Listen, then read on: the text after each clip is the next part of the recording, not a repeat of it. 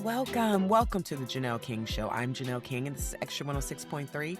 And this is where we discuss kitchen table topics that are typically banned from family gatherings, but are absolutely necessary in order to have a strong republic. In today's table topic, we're talking about the Supreme Court's redistricting decision, and we're explaining it.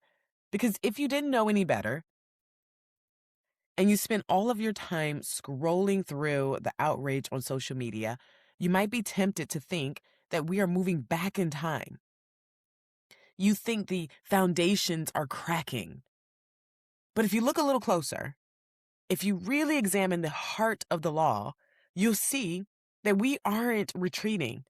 We are simply righting our wrongs once and for all. You know, sometimes America is great at creating a solution. We're even better at finding a solution to a problem that doesn't even exist.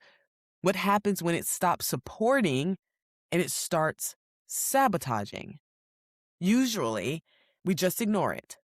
We get comfortable. We begin to live with our dysfunction rather than doing the hard work to get rid of it. But look, I get it. Believe me, I really, really get it. Because as a millennial, I know our generation is tired of the back and forth. And as a minority, I know that nobody wants to be the one that stands up and says, this isn't working anymore, it has to go. It's uncomfortable, it's controversial. It'll get you canceled in certain circles. But you know, what hurts more than a difficult conversation is the amount of tax dollars that is being spent and the sheer amount of human potential lost because we refuse to remove what is no longer serving us. Because ignorance is expensive and it's time consuming. And we are being held back by blueprints that don't fit the house that we're actually trying to build.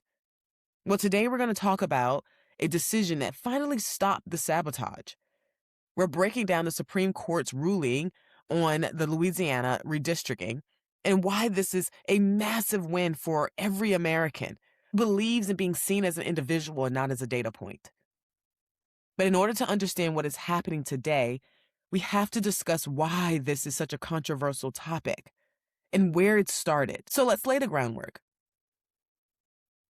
On April 29th, the Supreme Court handed down a 6-3 decision in Louisiana versus Calais. After the 2020 census, a huge legal battle broke out.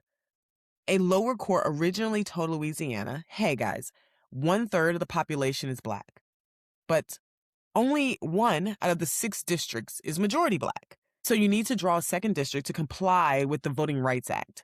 So that's what was told after the 2020 census. So Louisiana did just that. They drew a second majority minority district that snaked across the state to connect specific communities. But then a group of voters sued saying, wait a minute. You didn't draw this based on geography or shared community interests. You drew this based off of purely skin color. Well, it went to the Supreme Court, and the Supreme Court agreed. Justice Alito wrote for the majority, and it was very firm. And he essentially said that the Constitution almost never allows the government to discriminate based on race, even if they claim they're doing it to help or to comply with old laws. The court ruled that Louisiana's 2nd District was an unconstitutional racial gerrymander. And to understand why this is a win and not a loss, you have to understand the two very different ways people are looking at redistricting, particularly when it comes to these minority-heavy districts. So you have the first perspective, which is what we've been living with for decades.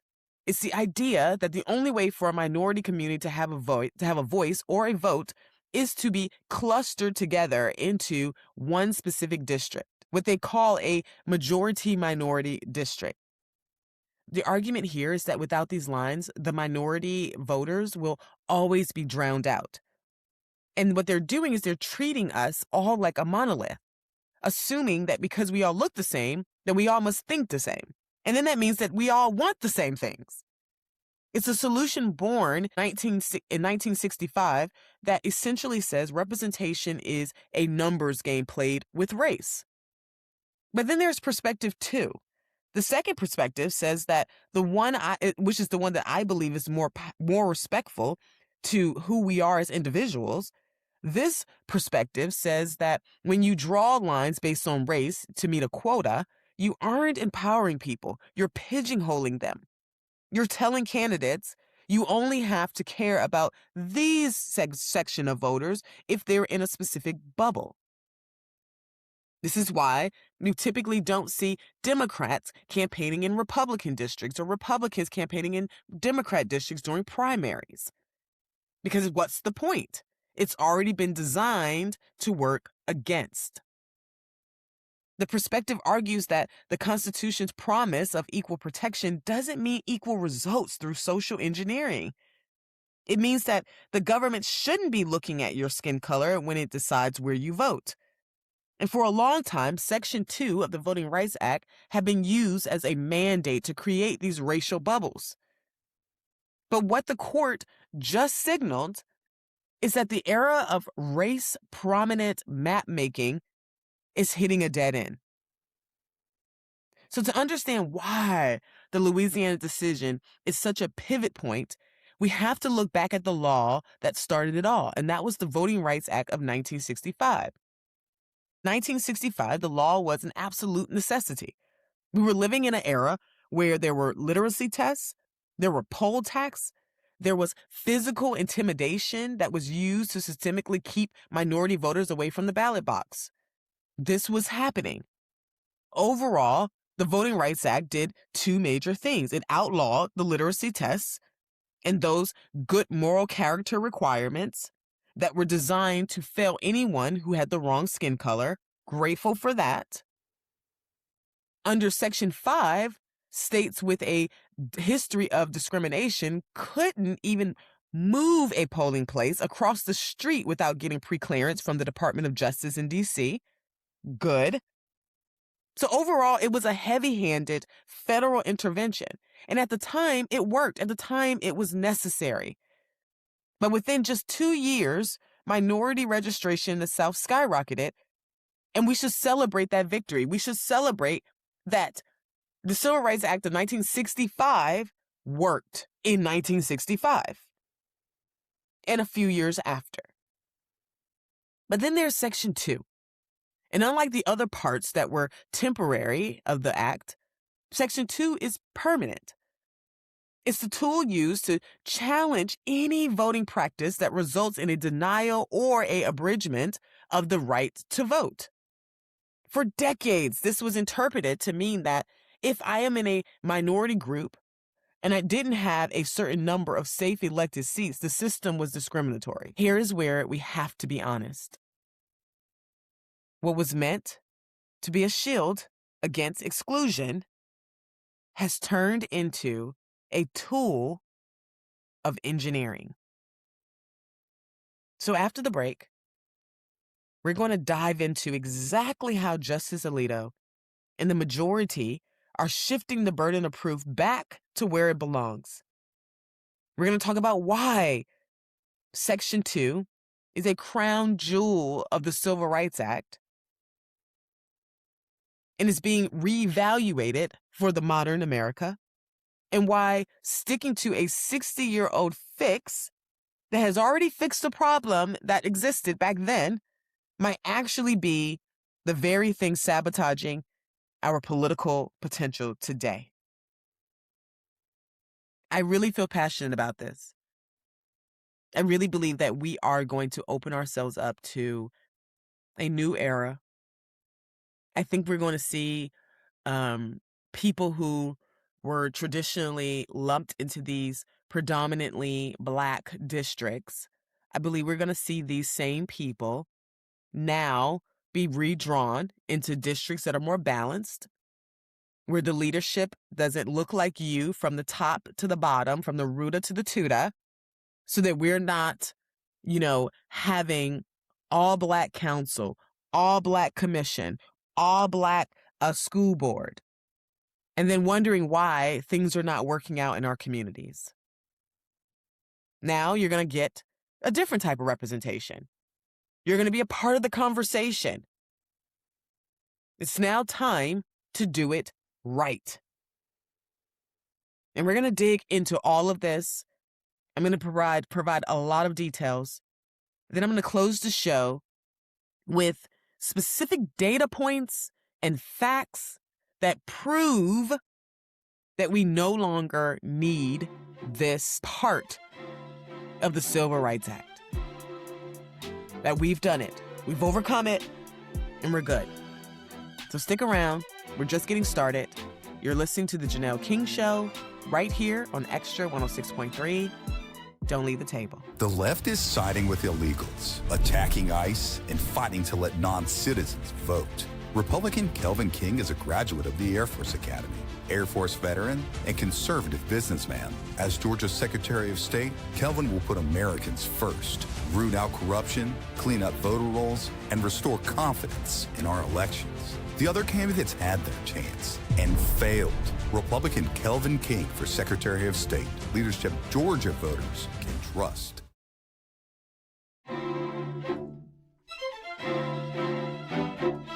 Welcome back to the Janelle King Show. I'm Janelle King, and this is Extra 106.3, and this is where we discuss kitchen table topics that are typically banned from family gatherings but are absolutely necessary in order to have a strong republic.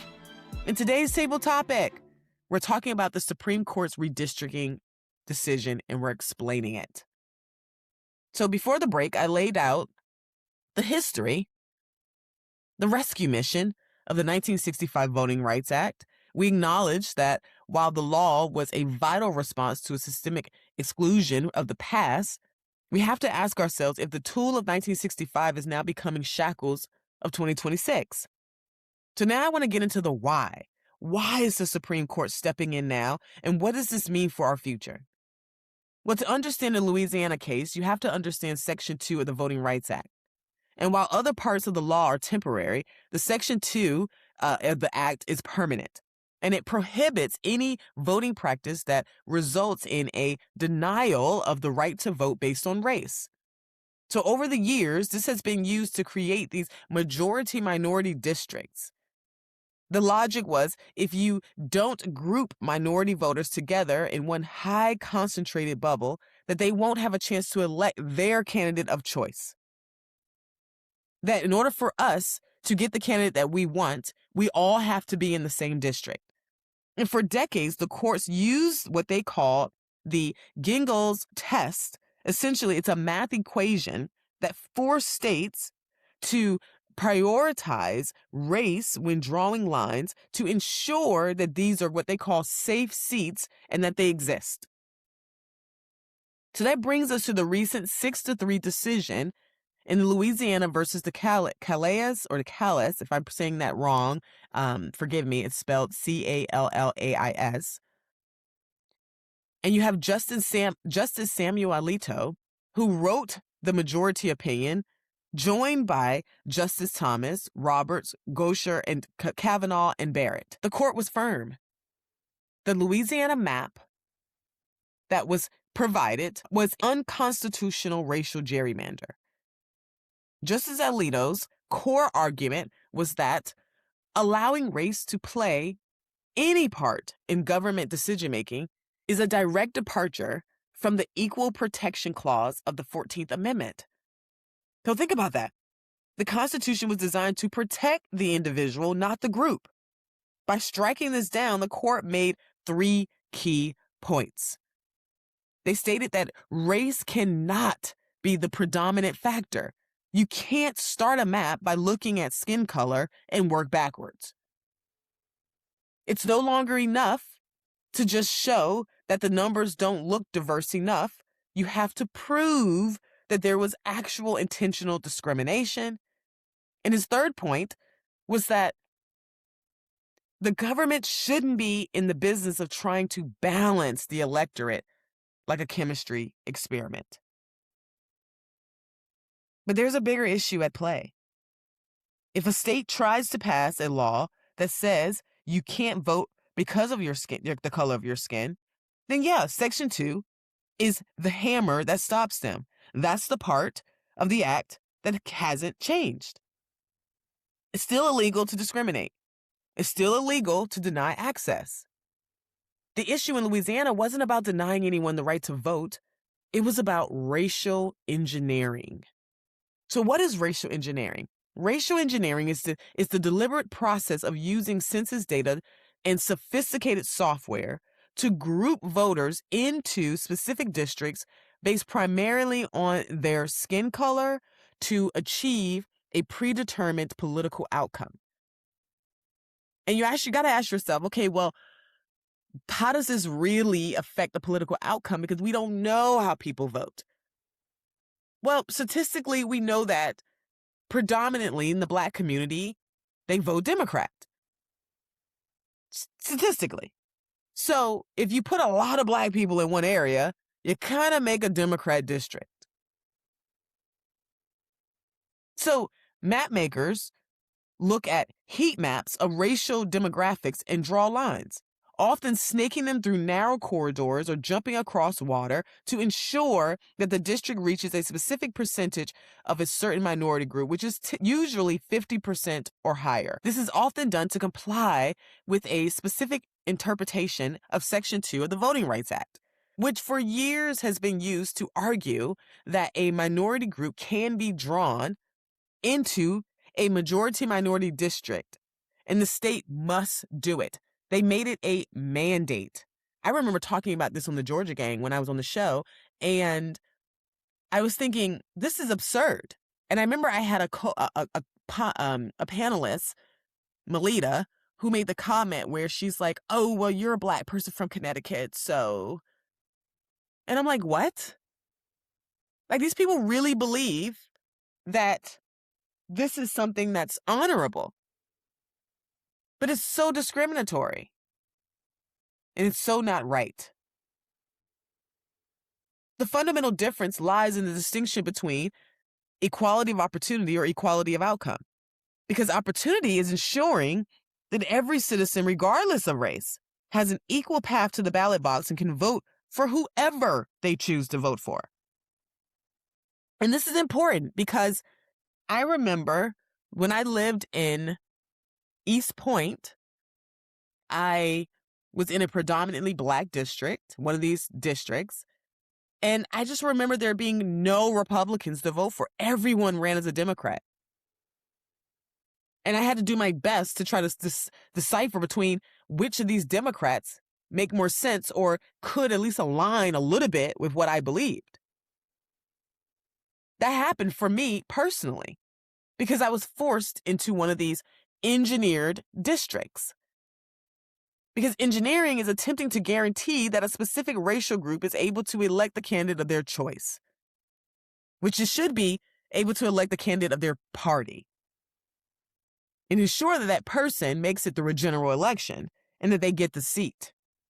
It's not about just being able to elect them. It's about ensuring that they win the seat by concentrating them into a single district. This process assumes a monolithic voting block, and it operates on the premise that all minority voters think exactly alike and will only be represented if we are placed in a district with people who look like us.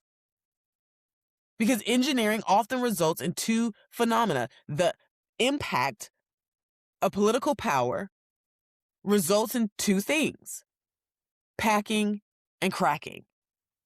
Packing involves cramming as many minority voters as possible into one or two safe districts. While this virtually guarantees a minority preferred candidate wins that specific seat, it wastes those votes of the rest of the state. It removes those voters from neighboring districts, meaning the representatives in those other areas no longer have a political incentive to listen to or compete for minority interests. Then there's cracking, which is the opposite side of the coin. It's where a community is split up so thin that they have no influence. Critics of racial engineering argue that the governments attempt to fix representation through these methods actually leads to segregation by another name. By drawing lines around people based on race, the government is essentially sorting the citizenry, which the Supreme Court has recently signaled in its departure from the Equal Protection Clause. The court's stance is that once the government starts engineering maps based on race, it is no longer colorblind. It is now violating the core principle that every citizen should be treated as an individual and not as a demographic statistic. And for years, activists have used Section 2 as a shortcut. They would look at a map and say, okay, wait, 30% of the state is black, but only 15% of the district is majority black. Therefore, you must draw another majority black district, and they turned a law about opportunity into a law about quotas. And in the Louisiana decision, the ruling does not impact the core protection against actual discrimination. If there is intentional racism, if a map is drawn specifically to hurt a minority group, Section 2 still strikes it down. But what the court changed is the numbers game. They said that you can't just point to a lack of proportional districts and scream racism. Judge Alito made it very clear. To win the Section 2 case from now on, you have to show that the lack of opportunity is actually because of race and not because of partisanship. Because in 2026, we have a primarily two-party system. And just because a group of voters doesn't get their preferred candidate doesn't mean that they were discriminated against. It might just mean that their ideas didn't win the majority, which is the way it's supposed to be, which is normal. And to me, that sounds extremely reasonable and it's very logical. But unfortunately, logic doesn't always satisfy the emotional connection to a subject, and particularly when it comes to this topic, it's no different. The critics are loud. They say this weakens minority representation. They say that without these protective bubbles, we lose our voice as Black people. Now, I'm here to say the opposite, because packing minorities in a specific district is its own form of marginalization. It treats us like a predictable, robotic voting bloc rather than individual thinkers with diverse interests and perspectives and political views. And when you pack us into one district, you are effectively telling the representatives in the other districts that they don't need to earn our vote, that our vote is already guaranteed to go in one direction. There's so many people who live in these districts. I've talked to them. There are Black conservatives and Black Republicans who live in these predominantly Black districts that are run and overrun by predominantly Democrat leaders. And every time a Black Republican tries to raise their hand or tries to do something, they end up getting shot down. Look at Misha Maynard. When she decided to speak out and she became a Republican here in Georgia and she flipped parties, she couldn't even win her district because it was so heavily Democrat. And it's predominantly Black. It was one of these types of districts. So when you do stuff like this, those who are supposed to represent all of us ignore these districts that represent a portion of us. So that means that they can ignore our concerns about inflation.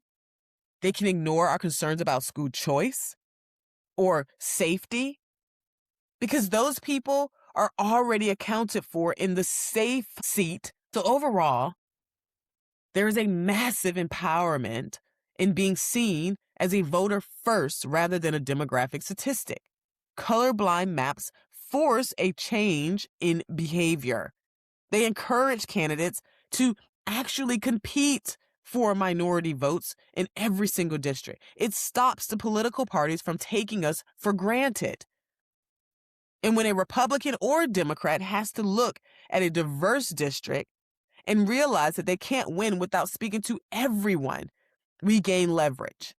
We move from being a safe number on a spreadsheet to being a swing vote that decides an election. We move from being the voter that is pandered to when you have elected officials saying things like, I carry hot sauce. Yeah, can't do all of that because now the district is a mixed bag. It's not predominantly Black anymore. But I'm going to come back to that topic in the last segment of the show because I'm going to explain to you exact reasons why the justice's decision was absolutely correct. But continuing on, by insisting on these majority-minority bubbles, we are telling the government that we are too weak to compete on a level playing field. We were allowing them to treat us like a protected species instead of equal citizens. And the decision doesn't touch the portion of the act that protects rights to cast a ballot. It only touches the part that allows politicians to use skin color as a tool to draw lines for their own benefit. Speaking of benefits, there is a benefit to the Republican Party. So this ruling paves a way for a more diverse Republican Party. For too long, we've been told that minority voters and conservative values are at odds.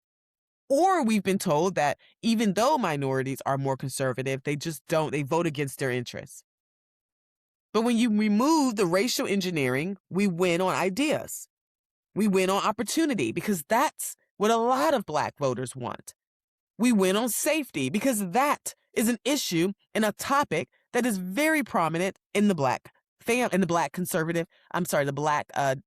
community. And we win on family because the family and the dismantling of family is the one thing that has harmed the Black community.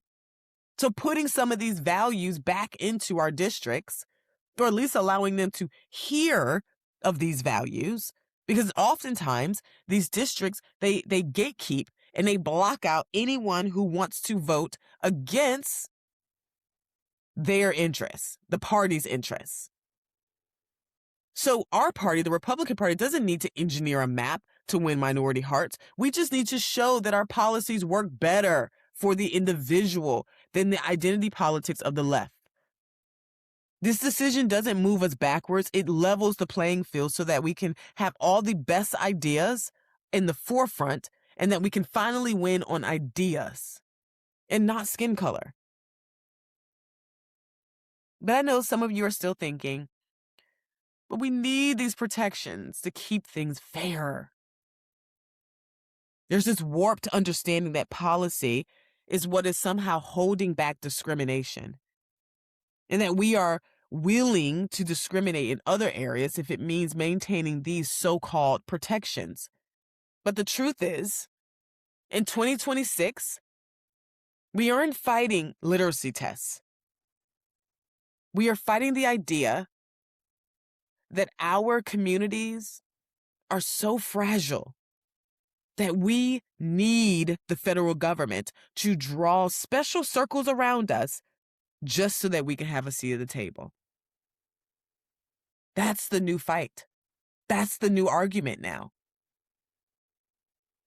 And it's absurd. We're not there. We're not in 1965 anymore.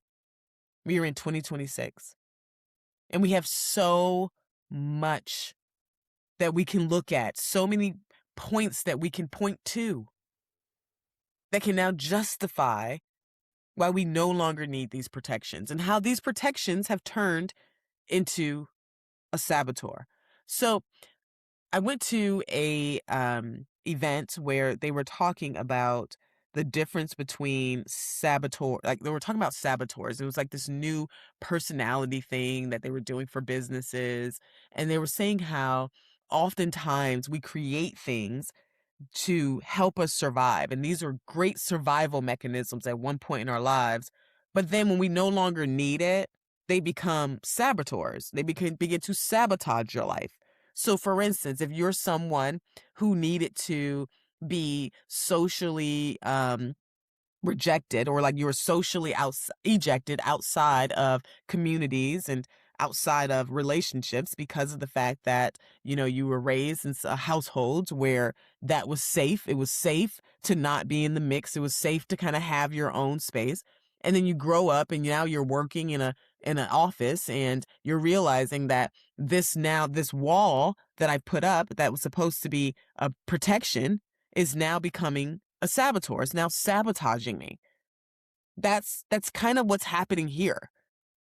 So that the very thing that's supposed to protect you has now lumped everyone into these little spaces, these pockets of these states. And the only representation you are even shown are those who represent a majority of what the district looks like. If you're a white Republican trying to run in a predominantly Democrat area, your chances are out. Even if you're a black Republican, it's now turned into a partisan thing based on race. And that's a problem.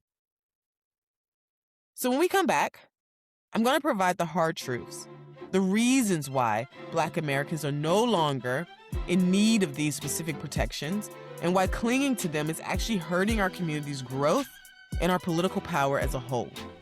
We're almost done. You're listening to The Janelle King Show right here on Extra 106.3. Don't leave the table. Kelvin King is uniquely qualified to serve as Georgia's next Secretary of State. He'll restore trust, abolish secretive QR codes on ballots, and end no-bid contracts, enriching insiders. Both of King's opponents, former office COO Gabriel Sterling and Representative Tim Fleming, refused to end QR codes or end the dirty no-bid contracts. The Inspector General found Sterling violated Georgia's Code of Ethics, but Fleming did nothing. Elect Republican Kelvin King. Let's restore trust.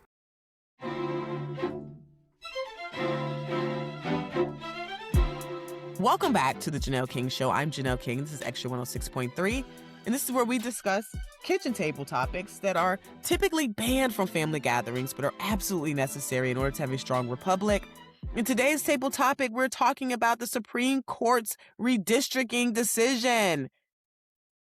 We've covered a lot of ground today. We've broke down the Supreme Court's decision, the 6-3 decision in the Louisiana versus the Calais, and why Justice Alito, who spoke for the majority who voted to bring this down, why they were right to call out the racial engineering and what that is. It's a departure from the Equal Protection Clause.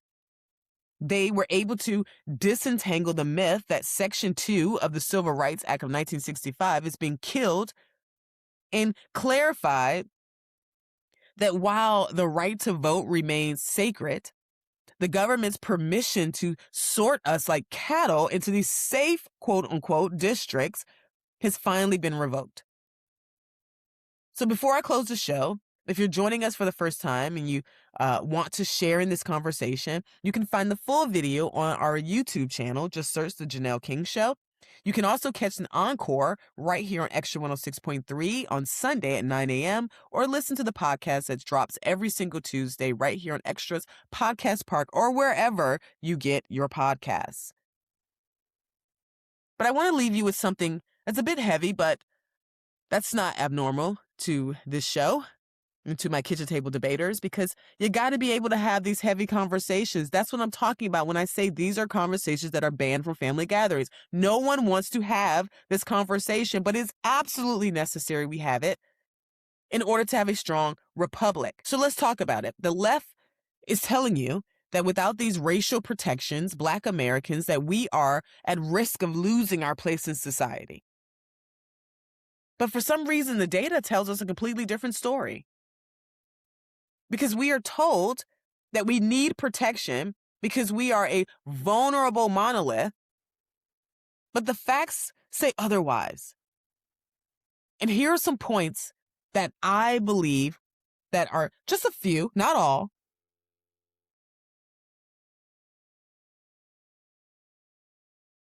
that will explain why this is no longer necessary. First, we are flourishing financially as Black Americans. I don't care what anybody has to say. The data reflects it.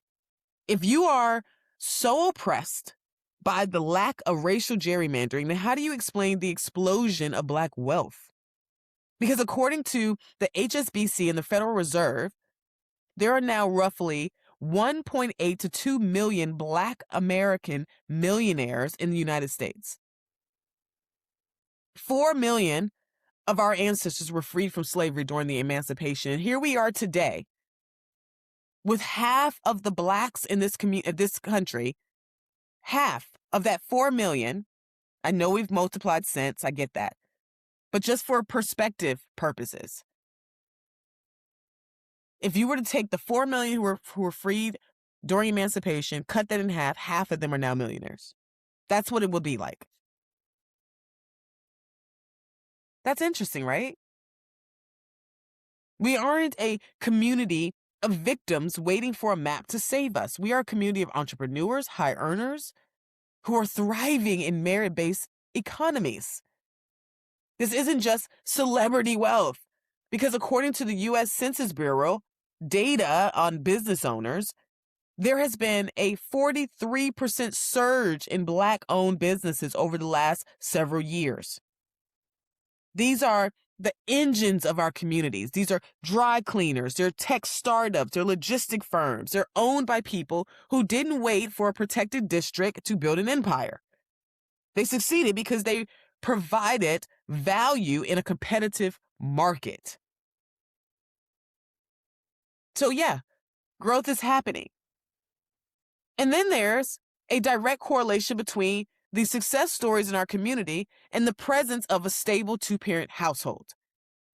Because while the nation's conversation often focuses on instability, the data shows that a significant success gap exists. According to research popularized by the Institute of Family Studies, Black men who are in stable first marriages are significantly more likely to reach the middle class or higher compared to those who are not. This is what the data shows. We're going to come back to that point because that point ties directly into my last point.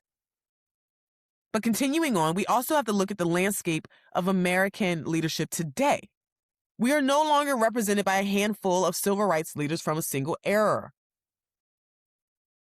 We have Black men and women serving as CEOs of Fortune 500 companies. We have Black U.S. senators, Black governors who won in these majority white states. Majority of the Black leaders that are in Washington right now comes from majority white districts. Look at Wesley Hunt. Look at Byron Donalds. According to the Joint Center for Political and Economic Studies, the number of Black elected officials have grown by over 5,000% since the 1960s. And the most telling part is that many of these leaders are winning in these unprotected districts. They aren't winning because of racial quotas. They are winning because they have a message for the voters. Look at Jasmine Crockett. She just lost to a white guy in a predominantly Democrat Black district. Yeah. Because when you combine this level of business ownership with the growing number of families prioritizing traditional structures, you see a community that is outgrowing the need for these training wheels of a law. Here's another reason why we do not need this portion of the law. And that's because political diversity is exploding.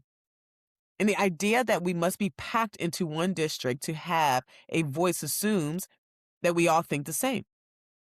But let's look at the shift in the GOP. Between 2016 and 2020, and into the most recent election cycles, so from 2016 to present, we have now seen Black support for the Republican platform significantly grow. And some may say that it was specifically support for Donald Trump. But the increase went from 12%, which was already an increase from where we were, to 16%, according to the Associated Press Votecast and Pew Research. So right now, 16% of the Black community, the Black electorate, supports the Republican Party. You know why? Because we're thinking for ourselves now. And because we're moving towards a party that wins on ideas like family, safety, and opportunity rather than identity. And third, there's just a geographical reality that Black Americans make up roughly 13% of the U.S. population, according to the U.S. Census Bureau. But we are no longer confined to the same neighborhoods our grandparents were. We're scattered across the suburbs. We're in tech hubs. We're in rural communities. And when the law tries to bubble us into one district, it ignores our physical and social mobility. You get districts like what Louisiana was trying to do. It's hard now to create these districts because we're so scattered. We're living throughout the states. We don't need a district drawn for us. We need candidates who can win us over wherever we live. And my last point, in respecting of time, because we definitely can continue on, is that we need to address the actual deficits in our community. We have to stop blaming the maps, blaming the white man, and blaming all the external factors for the problems in our own homes. The great Thomas Sowell, the great economist, documented extensively throughout his career, and most notably in his book, Black Rednecks and White Liberals, he lists the deficits and why we see these disparities in these communities, particularly when it comes to Black people and Black communities. And he found that there were three main factors that contribute to the detriment of our community. The first being repeated patterns of problematic behavior, family instability, and a shift in cultural priorities. These are the true hurdles in our community. And when 70% of our children are born in single-parent households, that isn't a redistricting problem. It's a culture problem. And when we prioritize grievance over grit, no Supreme Court ruling can fix that. And when we place sports over books, we are setting ourselves up for failure. Because the protections of 1965 were for a community that was being locked out. In 2026, the only thing locking us out is the belief that we aren't good enough to compete without a handicap. We are millionaires. We are independent thinkers. We are equal citizens. We are contributing factors in society, and our voice matters. Our voice counts. And we've got to start demanding that people who want to run for office talk to us like people, not like a voting block. We have to stop with the cliches and all the funny sayings and the one-liners and the hoopla and all the extra stuff and the entertainment and the music and the food we got to stop with all of that. Protecting our republic is not about making you feel comfortable. It's not about making you feel excited or fun. It's a sacrifice. It's about doing the hard work. It's about doing your research, figuring out who is running to represent you, and not demanding that they look like you, because that's absurd. It's insane. It's time that we start acting like the powerful force that we are as citizens in this country. Until next time, stay unafraid, stay unapologetic, and never stop seeking the truth. Republican Kelvin King is running for Secretary of State to end corruption. Kelvin believes the Secretary of State must be our last line of defense against corruption in our elections. But candidate Gabriel Sterling grabbed a massive no-bid sweetheart deal for himself. He took nearly $250,000 a year of your hard-earned tax dollars with no other bidders. A feeding trough for insiders. Kelvin King will stop Sterling's no-bid deals.